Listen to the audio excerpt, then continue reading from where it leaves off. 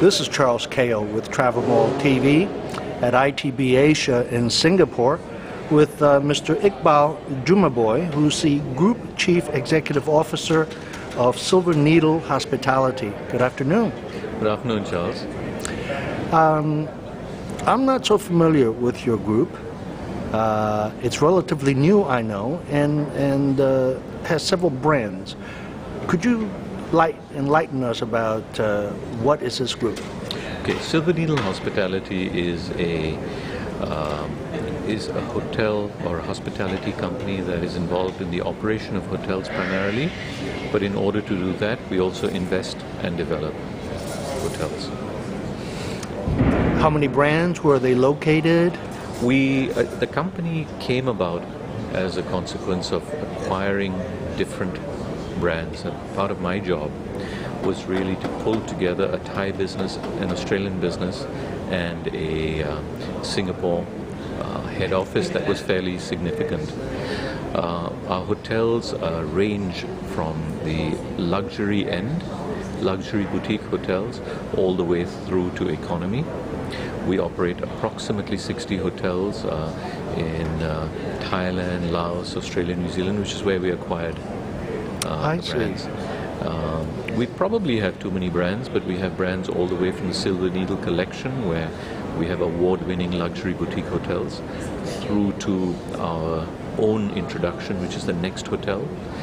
The first Next Hotel has just been rolled out, which is a wholly owned property we developed in Brisbane, Australia, through to Chifley and Sage, which, if you like, are upscale brands, and to upper mid-scale brands like Country Comfort, and mid-scale Australis, Sundowner. So several brands at this point.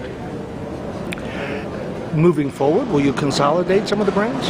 I think that's inevitable, Charles, because unless you grow very rapidly, the cost of maintaining a number of brands can get prohibitive. So we've got a two-pronged approach, if you like. One is to grow our business. The second is to look at our brands, select operating strategies for them, and in that process there's the eventual, if you like, retirement of some of the brands. You know, in preparing for our interview, I was looking at your website. Something caught my attention. I just happened to click on something called values. And I came across words on that page like authenticity, trust, resilience. Okay, innovation, I understand. Passion. How does that fit? I couldn't get some of those. I think the key thing is where do the words come from? I think is very important. We start with what our employees, what my colleagues believe is the DNA of our business, what is important to us. And out of what is important to each person, and to do that I pulled a bunch of senior to mid-level employees into a 3-day session where we worked through what was important to individuals. Now once we have that, we distill these words. Behind each word there are a set of leadership practices. So as you say, you can understand passion. You need to be passionate about your business. You need to have integrity. You need to have, in our case, we need to have trust. We need to trust both each other, but also our business partners and the customer. We need to have resilience.